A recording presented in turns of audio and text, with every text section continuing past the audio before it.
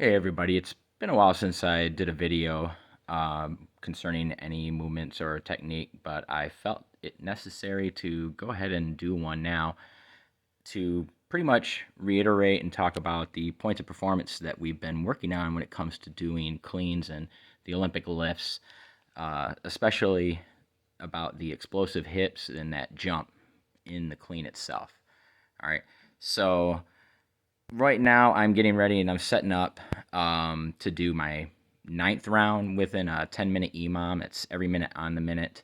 I'm performing the movements, and what we were working on Thursday, March 31st, was a 10-minute EMOM of clean pulls and a hang power clean combo.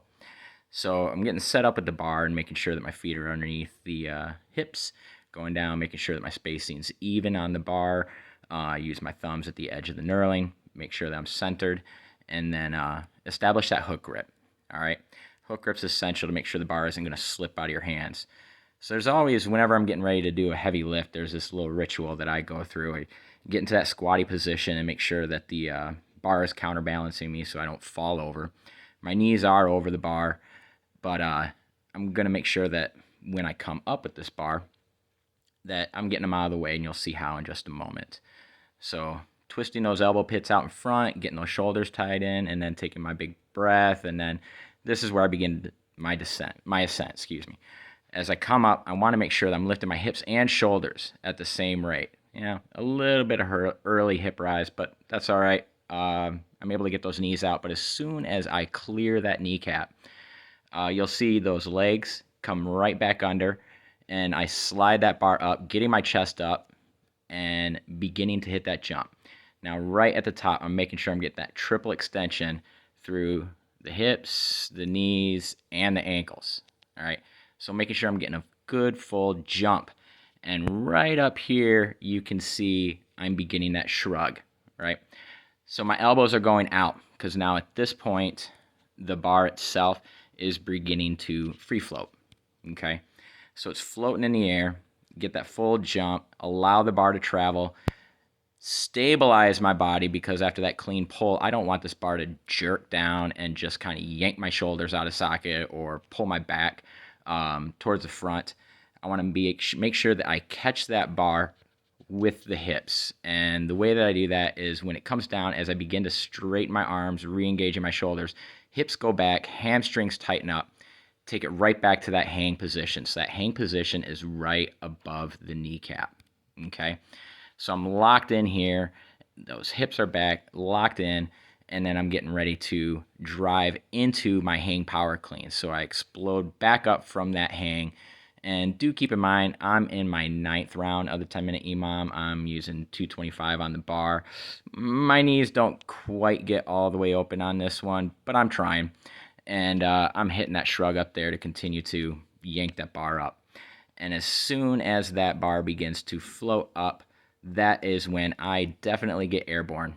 Okay, feet come up off the ground. I'm pulling my knees upwards. So I'm just allowing that little bit of a jump to begin to pull myself underneath the bar, planting my feet, getting to the bar. So you see the bar stops right there, and that is where I get to the bar with my shoulders catching it, okay? Getting those elbows up into that front rack. Now, I had been catching right here, but like I said, fatigue was setting in. It's my ninth round, and it just kind of pushes me down before I'm able to catch it and drive it back up. However, that's as low as I go. I don't actually break parallel in the squat, so it's still considered a power clean, which is kind of what some of us are struggling with here, getting lower under the bar to catch it, just because we're used to trying to pull it all the way up to the top of the chin before we even get underneath the bar, all right? So catching that bar, trying to stabilize here. You can see the strain in my face. I'm definitely struggling at this point, but holding it on the shoulders, not with the hands, driving back up into that full extension. So knees, hips locked out, and then without stepping sideways as I'm coming up. I get locked out and bring my feet underneath me so that bar doesn't start traveling sideways too much. Stabilizing, right?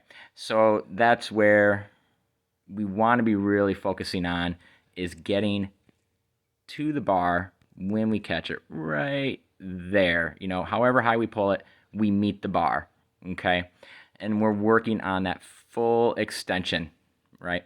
That full extension through the movement here.